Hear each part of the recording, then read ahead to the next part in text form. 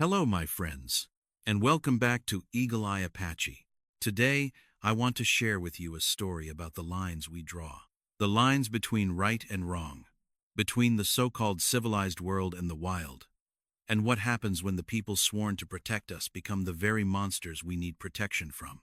This is a story about a woman who thought her life was made of chalk dust and school books, and a warrior who thought his war was already over. It is a story about how sometimes the only way to find justice is to step off the map entirely. So, please, close your eyes.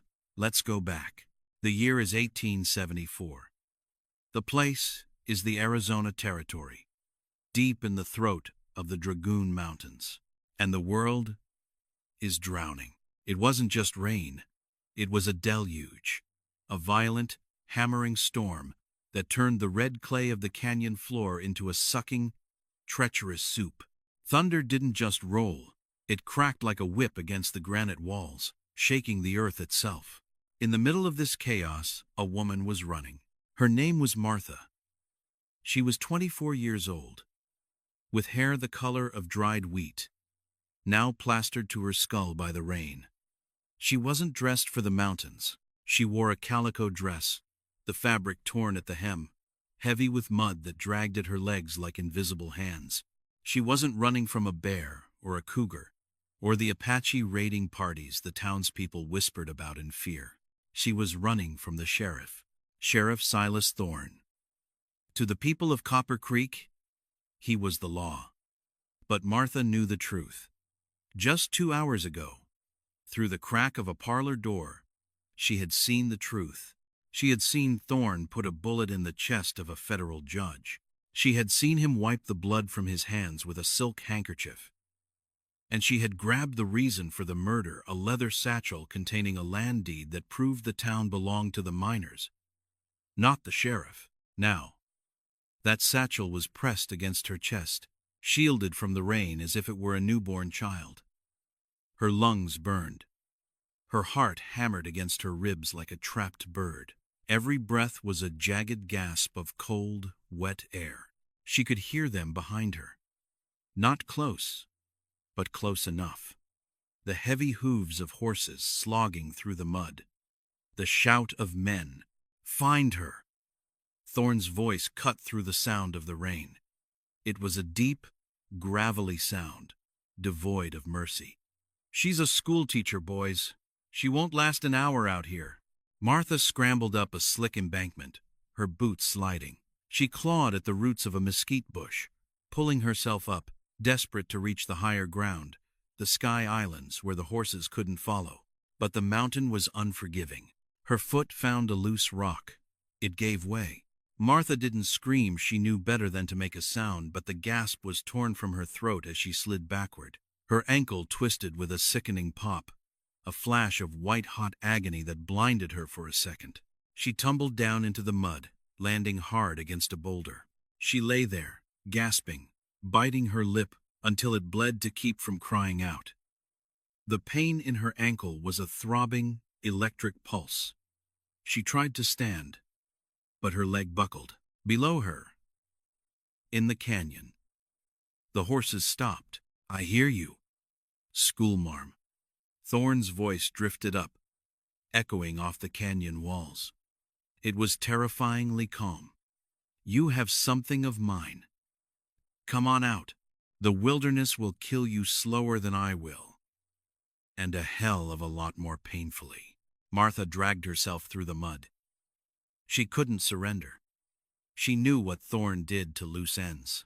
To her right, a fissure in the rock face, appeared a dark, narrow mouth of a shallow cave, half hidden by overgrown creosote bushes. It was barely a shelter, just a scar in the mountain. But it was out of the rain. It was out of sight. She crawled inside, her injured leg dragging uselessly behind her.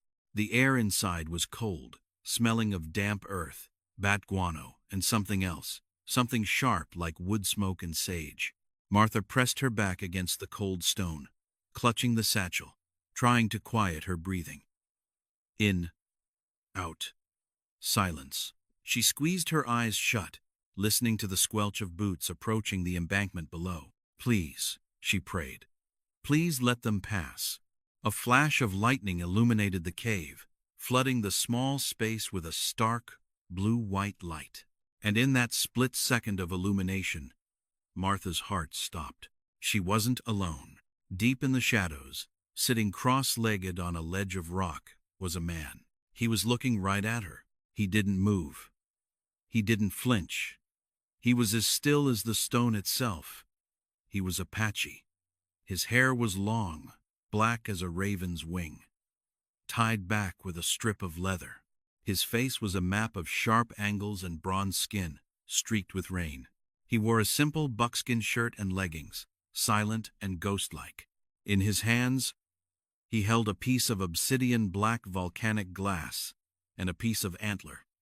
Scritch. Scritch. He was pressure-flaking the edge of a knife. Martha's breath caught in her throat. The stories she had heard in town, stories of savages, of brutal killers who roamed these mountains, flooded her mind. She had fled the wolf only to run straight into the lion's den.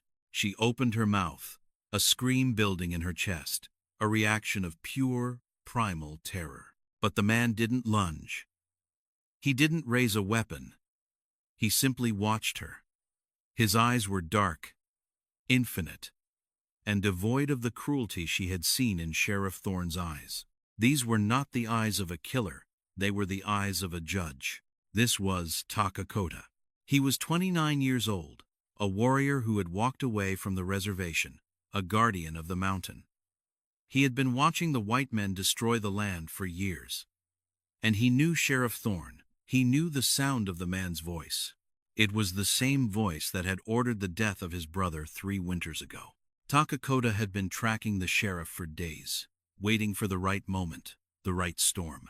And now, this woman, this white woman in a torn dress, smelling of fear and rain, had crawled into his ambush. Outside, the sounds grew louder. "Check the ridge," a deputy shouted. "I saw tracks sliding down here." Martha scrambled backward, her eyes darting between the cave entrance and the warrior in the shadows.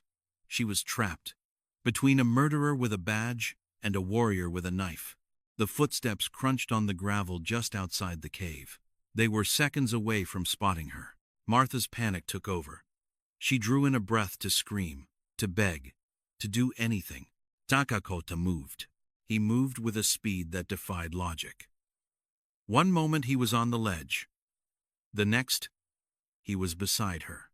He didn't strike her. His hand, large and calloused, clamped firmly over her mouth. The contact was electric. His palm was warm, rough, against her chilled skin. He smelled of rain, of pine needles, and of old leather. It was terrifying, yet grounding. He pressed her back against the cave wall. His other hand came up, a single finger pressing against his own lips. Silence. His face was inches from hers. She could see the flecks of gold in his dark eyes. He wasn't looking at her with malice. He was looking at her with intensity. He was listening to the men outside. Martha froze. The scream died in her throat. She realized, with a jolt that shook her to her core, that he wasn't holding her captive. He was hiding her. Outside, the deputy was right at the brush covering the entrance. "Sheriff, I think there's a hollow in here." Takakota's eyes narrowed. He shifted his weight, releasing Martha's mouth but keeping his hand close. A warning. He picked up a stone from the cave floor. He turned his head toward the back of the cave, where a small fissure led deeper into the rock, and he made a sound.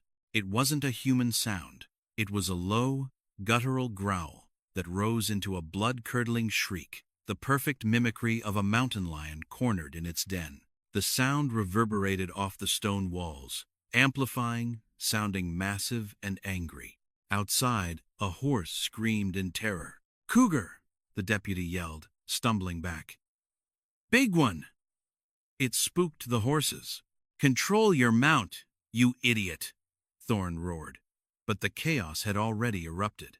Hooves thundered as the spooked horses bolted down the muddy trail, the deputies shouting and cursing as they chased after them. "Leave it," Thorne shouted, his voice fading into the distance. "She can't survive a cat and the cold. We'll pick up the body in the morning when the rain stops." The sounds of the posse faded, swallowed by the roar of the storm. Inside the cave, silence returned. Heavy, thick. Takakota slowly lowered his hand. Martha slumped against the wall, her heart hammering so hard she thought it might bruise her ribs. She looked up at him. This stranger, this savage who had just saved her life. He looked down at her, his expression unreadable. He sheathed his obsidian knife at his belt. For the first time, Martha really looked at him. She saw the tension in his shoulders, the alertness of a man who has lived his life hunted. She realized that to Sheriff Thorne, they were the same thing. Obstacles, nuisances, something to be removed. Takakota stood up. He moved to the edge of the cave and looked out into the rain, ensuring the men were truly gone. Then, he turned back to her. He looked at her twisted ankle, already swelling purple and angry against the pale skin. He looked at the satchel she refused to let go of. He extended a hand toward her. It was an offer, a question. Martha hesitated. Her world, the world of schoolhouses and rules and Sunday church, told her to run. Told her this man was the enemy. But the civilized world had just tried to put a bullet in her back. And this man had given her silence when she needed it most. She reached out and took his hand. His grip was iron strong, pulling her up despite her injury. He spoke then, for the first time. His English was accented, slow, and deep, like stones tumbling in a riverbed. "The storm hides their tracks," he said quietly. "But it hides ours, too." He looked into her eyes, challenging her. "You can stay here," he said. "Wait for the cold. Wait for the cat. Wait for the man with the silver star to come back and finish what he started. Stay and die." He gestured toward a narrow, hidden climb leading up the back of the chimney rock. A path only a goat or a ghost could see. "Or," he said, "you move." Martha looked at the rain. She looked at the satchel that held the truth. And then she looked at Takakota. She realized then that he was the only shield she had left against the monsters wearing badges. "I can't walk," she whispered, her voice trembling. Takakota didn't answer. He simply turned, crouching low, offering his back. And in that moment, Martha made her choice. She left the world she knew behind. She leaned forward, wrapping her arms around the warrior's shoulders. And together, they vanished into the storm. The mountain did not welcome them. It challenged them. As they left the muddy floor of the canyon, the world tilted upward, turning into a vertical labyrinth of slick granite and tearing thorns. The storm that had masked their escape now beat against them with a fury that felt personal. The wind howled through the Dragoon Mountains, screaming through the fissures of the rock like a choir of ghosts. Martha tried to climb.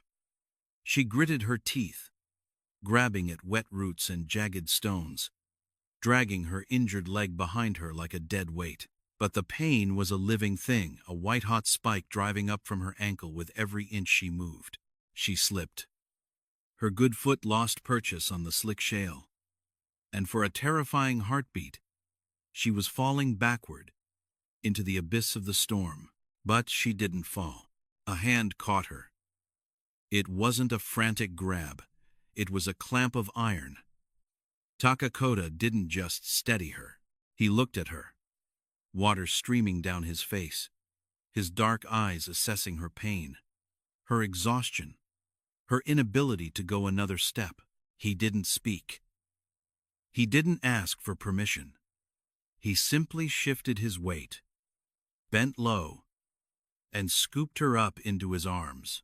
To Martha, A woman raised in a world where physical contact was governed by rigid rules and stiff fabrics. This was a shock that stole the breath from her lungs. She expected to feel clumsy, a burden. She expected him to stumble under her weight on the treacherous path. But Takakota did not stumble. He rose with her, his movements fluid and powerful. He held her high against his chest, shielding her from the worst of the wind with his own body. As he began to climb again, Martha realized the true depth of the difference between the men she knew in town and the man who held her now. The men in Copper Creek walked on the earth. Takakota moved with it.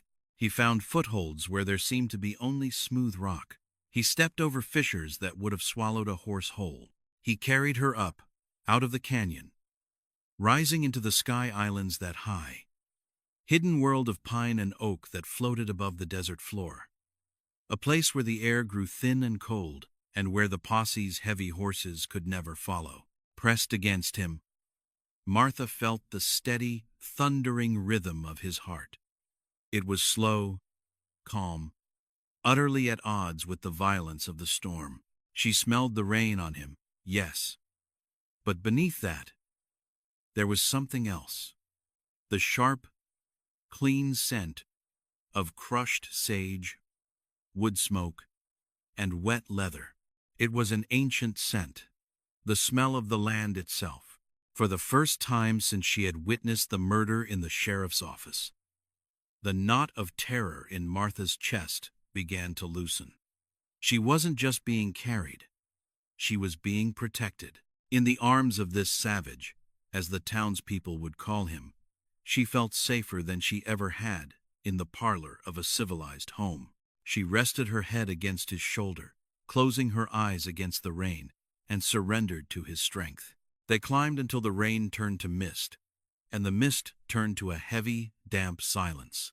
They reached a sanctuary high in the peak's unnatural alcove carved into the cliff face, sheltered by a massive overhang of red rock.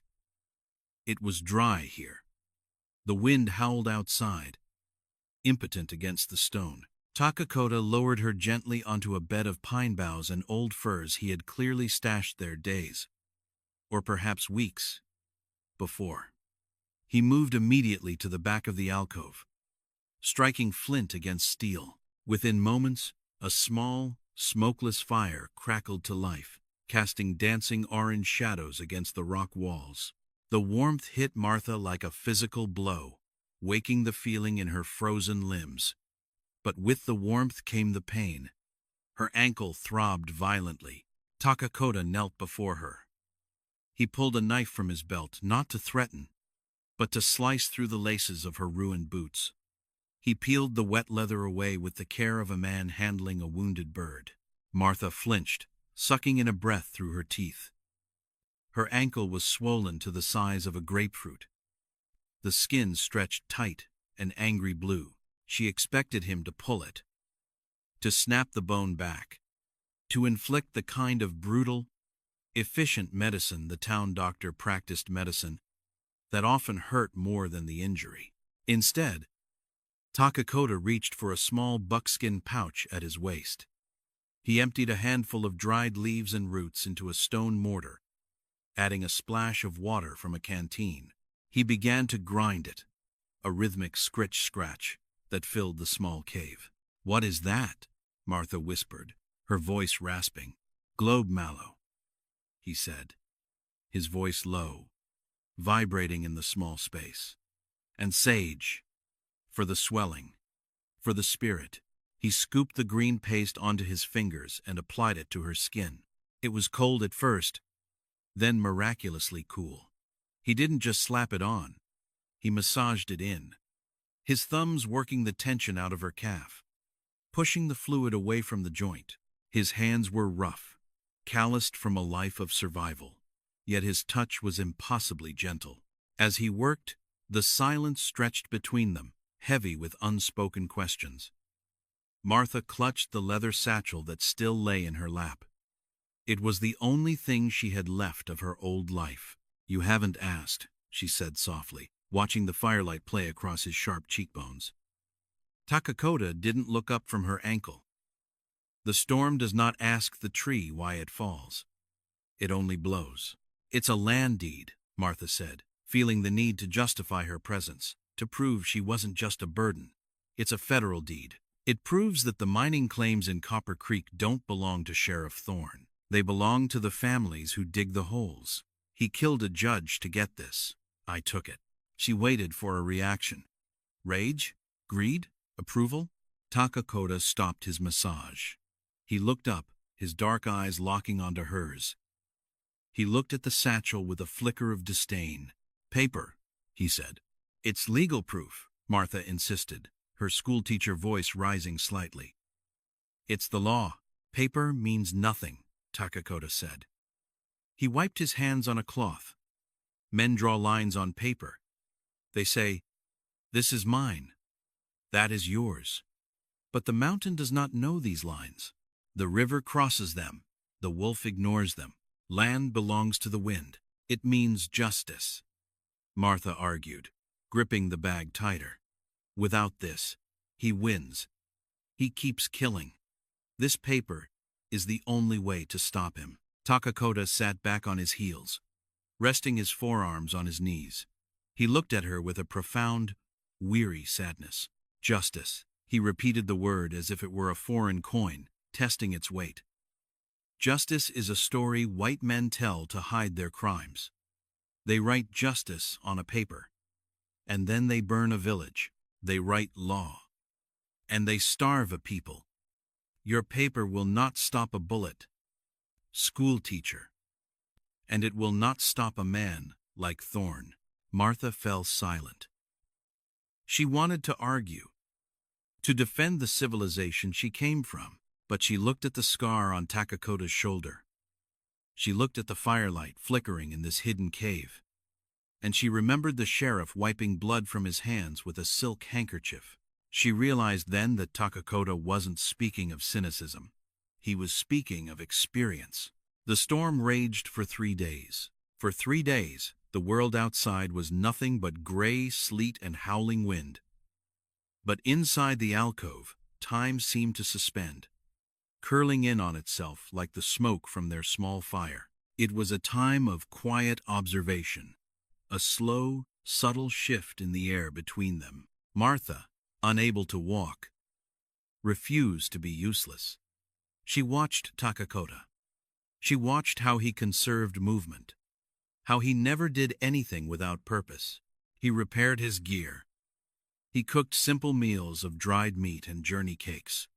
He kept the fire alive with barely any wood. On the second day, while he was near the entrance scanning the valley below, Martha picked up the obsidian knife he had left by the fire. It was heavy, balanced perfectly. She had never held a weapon in her life. Her hands were stained with ink, not blood. But she remembered the feeling of helplessness when Thorne's deputies were outside the cave. She never wanted to feel that again. She picked up a piece of scrap wood. She tried to whittle, mimicking the motions she had seen him make. It was clumsy. The knife slipped, nearly catching her thumb. She froze, waiting for him to scold her, to take the weapon away. "Don't touch that. That's not for women." That's what the men in town would have said. Takakoda turned. He saw the knife in her hand. He saw the clumsy shavings on the floor. He walked over slowly. He didn't take the knife. Instead, he knelt beside her. "Not like that," he said softly. He reached out, covering her hand with his. He guided her wrist, adjusting the angle of the blade against the wood, pushing away. He instructed, "Always away from the heart. Let the stone do the work. Do not fight the wood. Listen to the grain." He stayed there for a moment, his hand guiding hers. The intimacy of the lesson was sharper than the blade. He respected her intellect enough to teach her. He didn't see a fragile woman. He saw a survivor trying to learn a new language. And Martha, in turn, watched him. She saw the patience in his eyes. She realized that his wisdom wasn't written in books. It was written in the scars on his hands, and the silence of the mountains. She began to crave that wisdom. On the third night, the storm finally broke. The wind died down, leaving a silence so profound it rang in their ears. They sat by the fire, sharing a meager meal of rehydrated venison broth. The danger had passed. For now, the sheriff would assume she was dead, buried under the mud. But the silence brought a different kind of exposure. "You live like a ghost," Martha said quietly, staring into the embers. "Why are you here, Takakota? Alone? Why aren't you with your people?" Takakota was silent for a long time. He turned the piece of dried meat in his hands. "My people are contained," he said, the word heavy with bitterness. "They are on the reservation, San Carlos. Hell's 40 acres, they call it. No trees, no game, only dust and handouts from the government agent." He looked at the fire, his eyes reflecting the flames. "I refuse to go. My brother, Thorn, killed him because he was hunting off the reservation lines, hunting to feed his family. When I sought justice, the law said my brother was a thief." He looked up at Martha, and for the first time, she saw the crack in his armor. She saw the profound, aching loneliness of a man who had chosen honor over survival, and who was paying the price with solitude. "I am a guardian of a mountain that has already been sold," he said. "I am a chief of the wind. I have no tribe. I have no fire but this one." Martha felt a stinging in her eyes. She reached across the small space between them. She didn't think. She just acted. She placed her hand over his.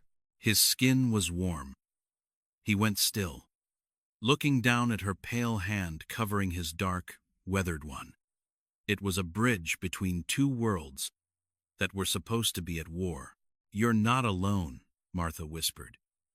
The truth of it surprised her. "I don't have a tribe either, Takakota. I have books. I have a schoolhouse full of children who aren't mine, and I have a piece of paper that says I'm right, but I was going to die in the mud holding it." She tightened her grip on his hand. "You saved me," she said. "You have a fire, and tonight you are sharing it."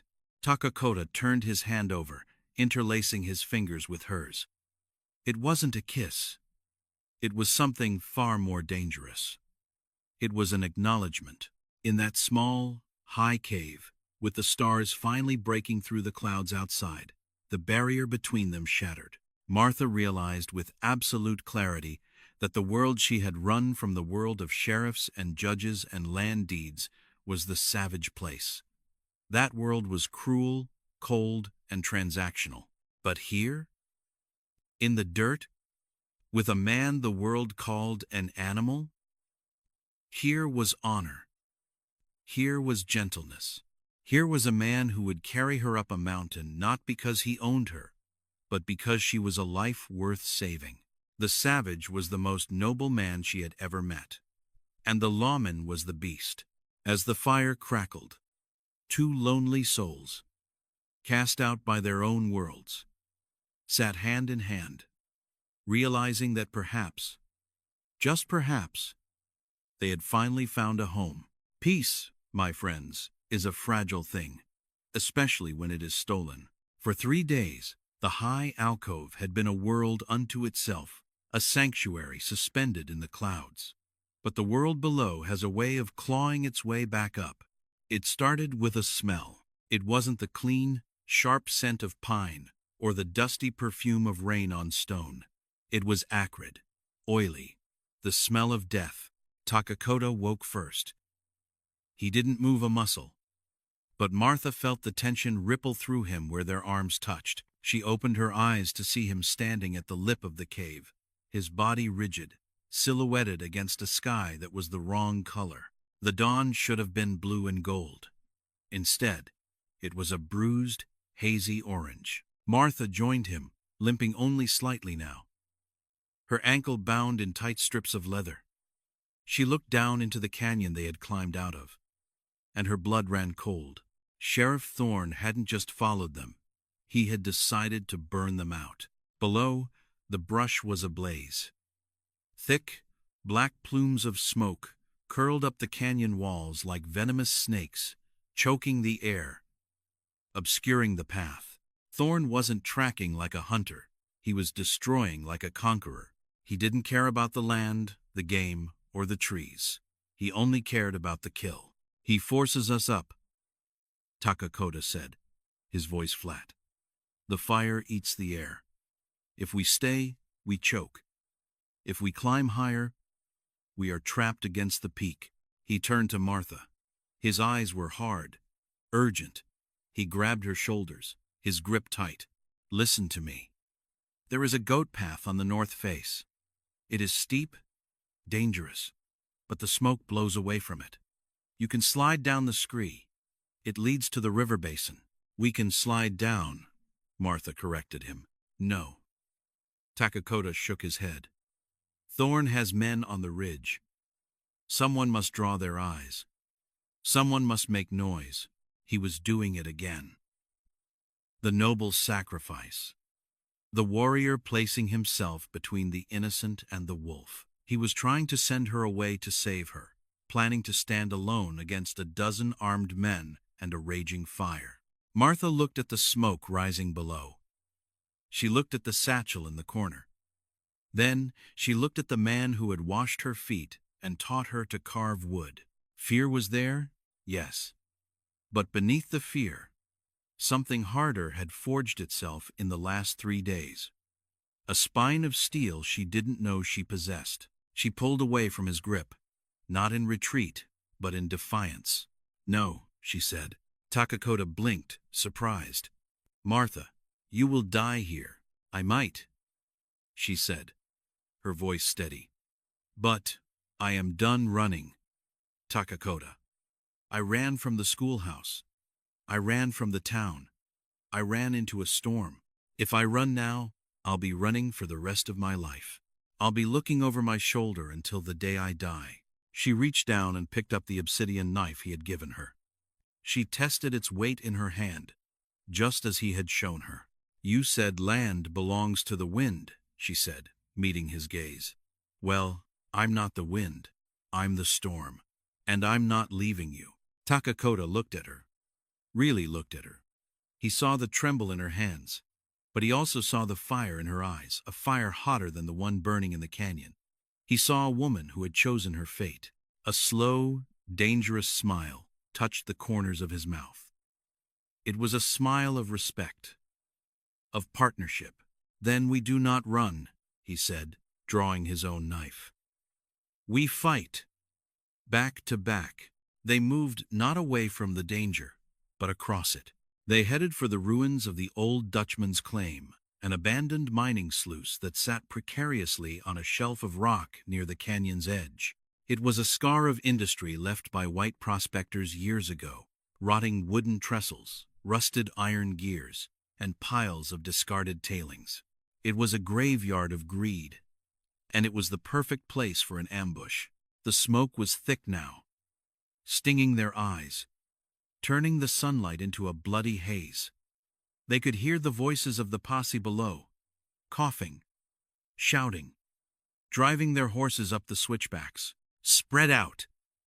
Thorne's voice boomed, cutting through the crackle of the fire. "They're up at the mine. I want the girl alive. The Apache is meat." Takakota moved like a phantom among the rotting timbers.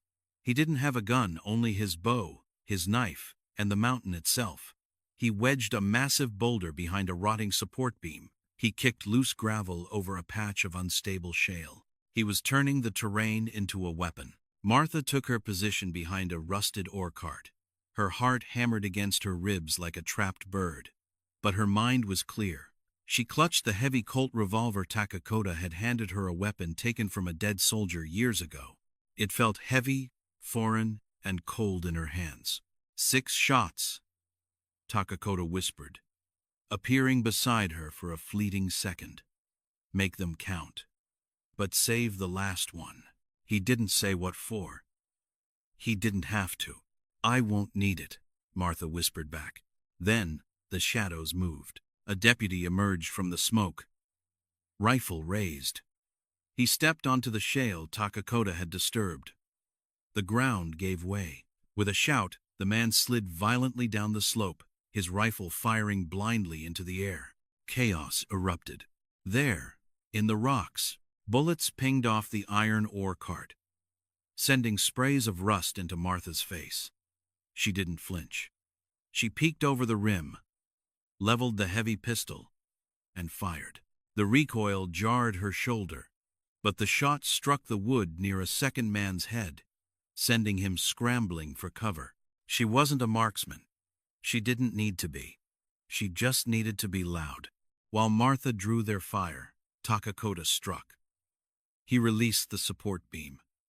The massive boulder groaned and rolled, crashing down the narrow path, smashing into the line of deputies. Screams echoed as men dove out of the way, their formation broken. Takakota moved through the smoke, an arrow flying from his bow to pin a man's sleeve to a tree, another taking a deputy in the leg. He was everywhere and nowhere, a spirit of vengeance woven from the smoke itself. But Sheriff Thorne was not a man easily spooked. He was a bull. He didn't take cover. He charged through the dust and the falling rocks, his duster coat flapping like black wings. He had eyes only for the ore cart, only for Martha. "Give it up!" Thorne roared, firing his Winchester as he advanced. "You're out of time, schoolmarm." Takakota broke from the shadows to intercept him, but 3 deputies concentrated their fire on his position, pinning him down behind a pile of timbers. Wood splinters exploded around the warrior's head. He couldn't move. Thorne reached the ore cart. Martha scrambled back, but her boot caught on a rusted chain. She fell hard onto the gravel. Before she could raise the pistol, Thorne kicked it from her hand. It skittered across the rock, disappearing into the smoke. Thorne stood over her, his face a mask of soot and rage. He leveled his rifle at her chest. "The deed," he snarled. His hand held out. "Give me the satchel, Martha. And maybe I let you die quick." Martha looked up at him. She looked past him to where Takakota was trapped, pinned by gunfire. If she gave Thorne the deed, he would kill them both.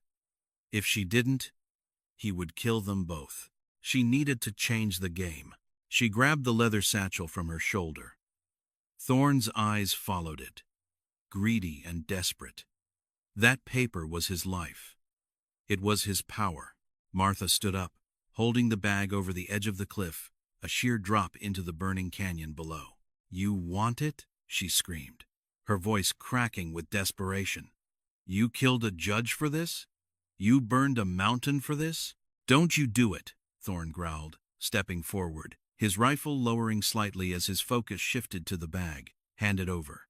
"It's just paper," Martha yelled. "That's what he told me. It's just paper." She looked Thorne in the eye, and she threw it. She hurled the satchel out into the void. For a split second, Thorne watched his future plummet toward the fire. He let out a howl of pure, animalistic fury. Greed overrode his training. He lunged at Martha, dropping his rifle to grab her throat with both hands, intent on throwing her over after it. "You bitch!" he screamed, his fingers crushing her windpipe. But the distraction had worked. As Thorne's focus broke, Takakota moved. He ignored the bullets of the deputies. He broke from cover, sprinting across the open ground. A shot rang out, a deputy firing from the ridge. Takakota jerked as the bullet slammed into his shoulder, spinning him around. Blood sprayed into the air. Martha screamed, her voice strangled. But Takakota didn't fall. He used the momentum of the spin, roaring with pain and fury, and slammed his body into Sheriff Thorne. The impact knocked Thorne away from Martha. The 2 men, the sheriff and the warrior, crashed into the dirt, rolling toward the precipice. It was a brawl of desperation. Thorne was heavy, strong, fueled by rage. Takakota was wounded, bleeding freely from his shoulder, but fueled by something far more potent. Thorn hammered a fist into Takakota's wound. Takakota grunted but didn't let go. His good arm locked around Thorn's neck. They rolled to the very edge of the cliff, rocks crumbling beneath them, falling into the smoke.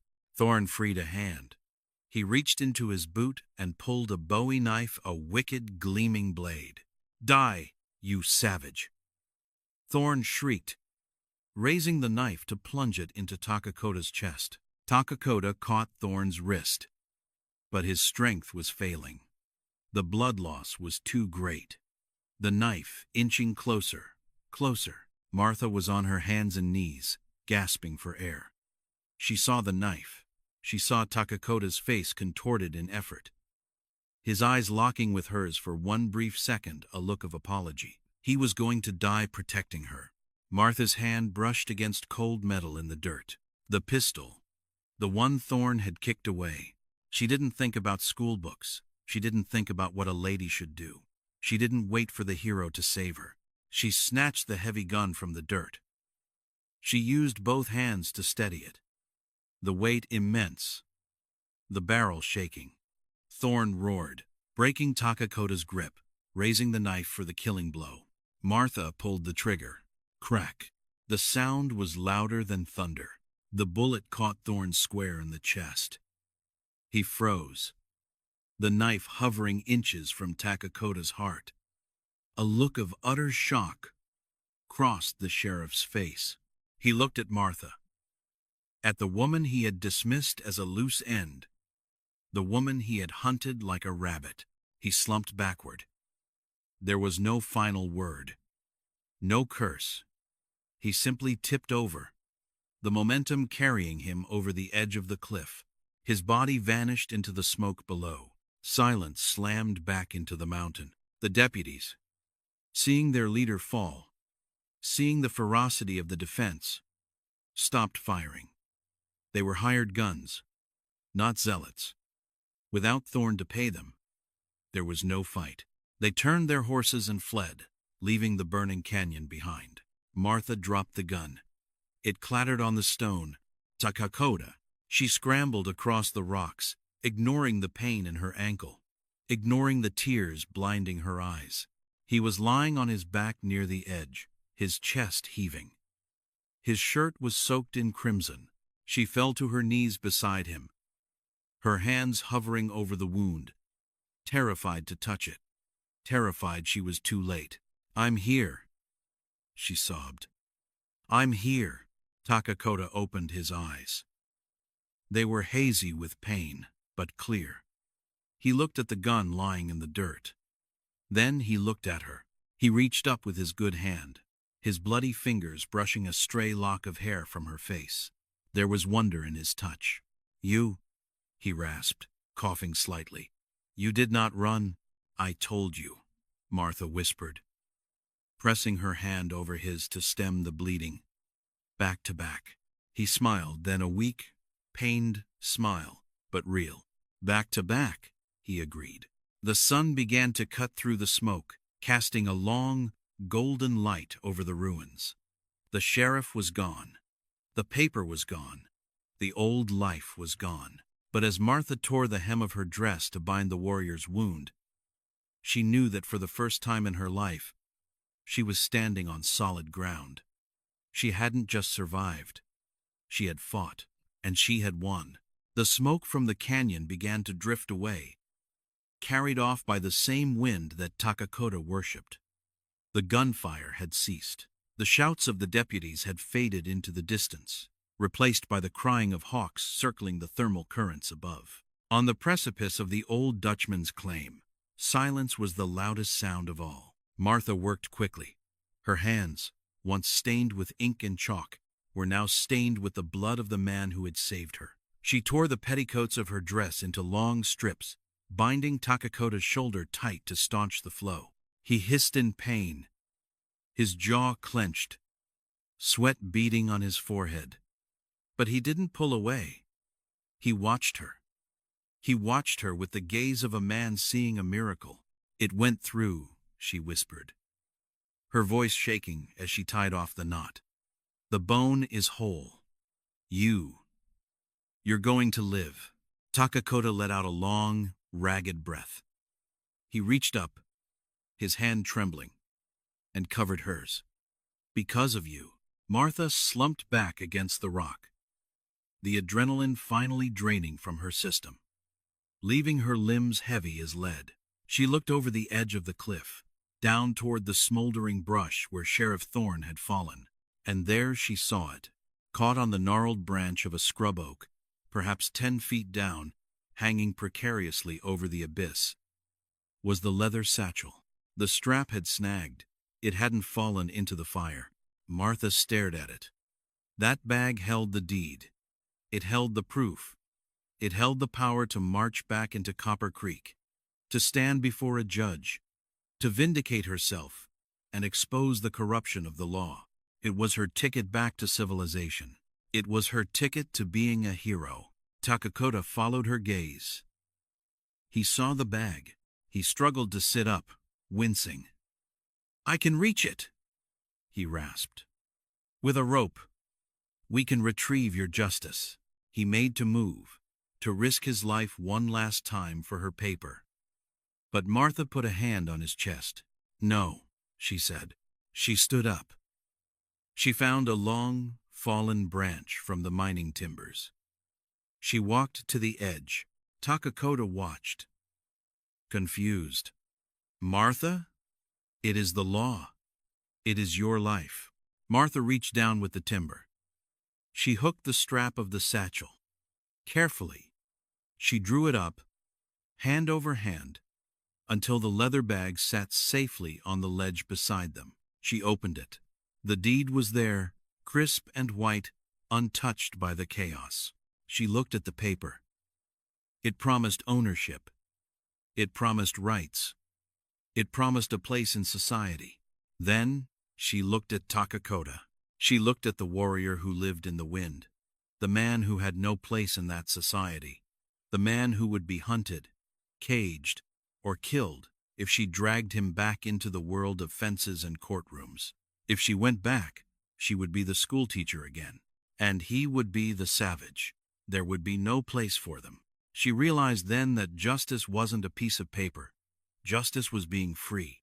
Martha walked over to the small fire that was still smoldering in the ruins of the mine. "What are you doing?" Takakota asked, his voice low. "The sheriff is dead," Martha said, her voice strong, clearer than it had ever been. "And Martha the schoolteacher died in the storm 3 days ago. That's what they'll think. That's what I want them to think." She held the deed over the embers. "Martha, no," Takakota warned, trying to stand. "You cannot throw away your life. My world. It is not soft. It is hard. Cold winters. Empty bellies. We are always moving. We are always watching." He was giving her an out.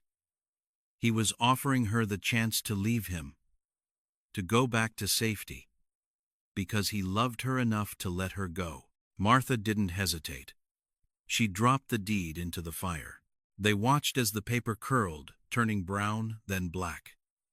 The ink, the lines drawn by men to control the land, vanished in a curl of gray smoke. "I don't want soft," Martha said, turning to face him. She knelt beside him, taking his face in her hands, not caring about the blood or the dirt. "A life without you is just a slow death," she whispered fiercely.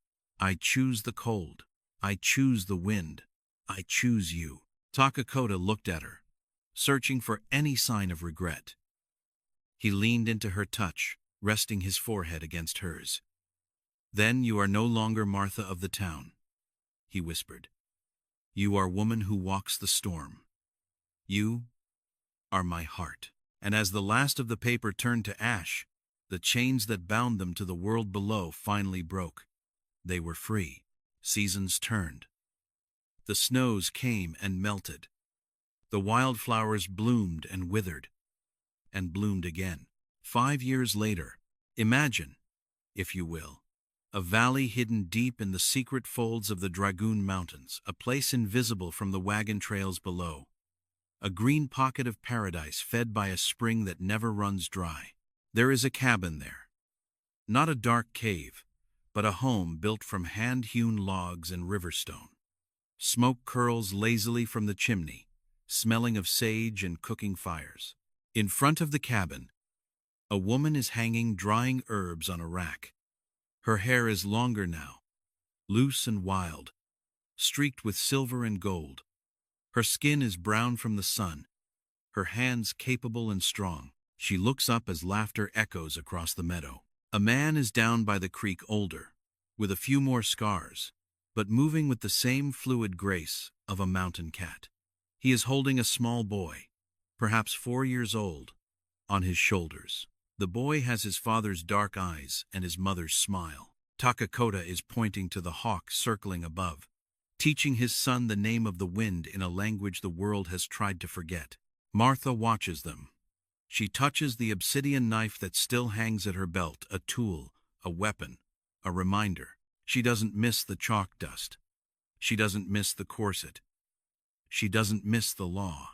She looks at her family, at the life they carved out of the wilderness, and she knows she is the richest woman on earth. We spend so much of our lives holding on to things we think define us: titles, possessions, the approval of society. We clutch our little leather satchels, terrified to let go, thinking that without them, we are nothing. But Martha learned the greatest lesson the mountain has to offer. Truth isn't found in a courtroom, and safety isn't found in a town full of fences. Sometimes, to find your true self, you have to let the world believe you are lost. You have to step off the map. You have to burn the deed to the life you thought you wanted, so you can live the life you were meant to have. Because in the end, the only property that truly matters is the territory of the human heart. My friends, I want to thank you for walking this trail with me today. It's a journey that reminds us that courage often looks like rebellion, and that home is rarely a place, it's a person. I have a question for you, and I want you to be honest. If you believe that love is the only law that matters, tell me in the comments below. What is one rule you've broken for love? Did you cross a line? Did you leave a life behind? I read every single story you share, and they inspire me more than you know. And before you go, please tell me, where in the world are you watching from tonight? From the snowy peaks of Montana to the busy streets of New York, or perhaps somewhere far across the ocean? Drop your location in the comments. I love seeing how far our campfire circle extends. If this story touched your spirit, please leave a like on the video. And if you haven't already, hit that subscribe button and ring the bell so you never miss an adventure with Eagle Eye Apache. Remember, real heroes don't wait for permission, and real love doesn't ask for society's approval. Until next time, stay wild and stay free.